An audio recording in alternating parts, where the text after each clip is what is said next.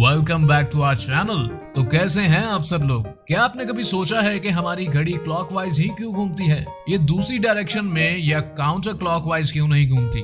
क्या लगता है आपको? मे बी जिन्होंने क्लॉक इन्वेंट की थी उन्होंने इसे बनाया, इसका नाम क्लॉक रखा और बाद में इसकी डायरेक्शन को क्लॉकवाइज का नाम दे दिया। और अगर कोई चीज इसके ऑपोजिट घूमे तो वो हो गई काउंटर क्लॉकवाइज। कोई सेंस है इस बात की? हाँ, सच तो नहीं है, लेकिन इसीलिए तो मैं आपके लिए ऐसी वीडियोस लाता हूँ ताकि आपके दिमाग में नॉलेज की बहार आ जाए।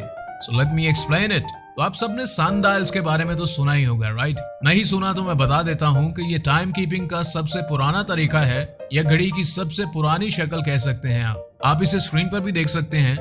तो हमारी अर्थ के बीचों बीच एक इमेजिनरी लाइन है जिसे हम इक्वेटर कहते हैं, जो अर्थ को दो पार्ट्स में डिवाइड करती है, जिन्हें हम नॉर्दर्न एंड सदर्न हेमिस्फीयर्स के नाम से पुकारते हैं। तो मुद्दे की बात यह है कि जितने भी लोगों ने टाइम कीपिंग डिवाइसेस या क्लॉक्स इन्वेंट की हैं वो लोग जमीन के नॉर्दर्न हेमिस्फीयर पर ही रहते थे। तो आप सोच रहे होंगे कि इसका नॉर्थ और साउथ से क्या लेना देना भाई? हाँ, तो सोचते रहो, इसी काम के लिए रह गया हूं मैं।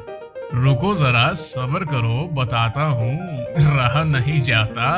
तो नॉर्दर्न हेमिस्फीयर में सन ईस्ट से निकल के साउथ में सबसे हाईएस्ट पॉइंट पर नजर आता है, या ये कह लो कि ये साउथ के रास्ते वेस्ट तक जाता हुआ नजर आता है, राइट? और दुनिया की most of the population northern hemisphere पर ही रहती है। ये चीज याद रखना क्योंकि आगे वीडियो में काम आएगी। तो दूसरी तरफ सदर्न हेमिस्फीयर में सन की डायरेक्शन बिल्कुल ऑपोजिट होती है। हाँ, ये निकलता ईस्ट से ही है और डूबता भी वेस्ट में ही है, लेकिन इसका रास्ता नॉर्दर्न हेमिस्फीयर से ऑपोजिट होता है, यानी ये अपने हाईएस्ट पॉइंट पर नॉर्थ में होता है या नॉर्थ के रास्ते वेस्ट की तरफ जाता हुआ नजर आता है। तो इन सब अजीब सी बातों का मतलब ये है कि नॉर्दर्न हेमिस्फीयर में सन डायल में जो आप एक स्टिक सी देख रहे हैं, जिसे एक नॉर्मन कहा जाता है, इसके शैडो की डायरेक्शन सन के पाथ के हिसाब से क्लॉकवाइज ही होगी और सदर्न हेमिस्फीयर में इसके ऑपोजिट होगी। तो कंक्लूजन ये है कि क्लॉक नॉर्दर्न हेमिस्फीयर में रहने वालों में से ही किसी ने बनाई थी और उन्हें इस चीज का शायद पता नहीं था कि सदर्न हेमिस्फीयर में ये सब उल्टा हो जाएगा। तो अगर सदर्न हेमिस्फीयर में रहने वाली सिविलाइजेशंस में से किसी ने क्लॉक इन्वेंट की होती तो हम सब आज काउंटर क्लॉकवाइज घड़ी इस्तेमाल कर रहे होते।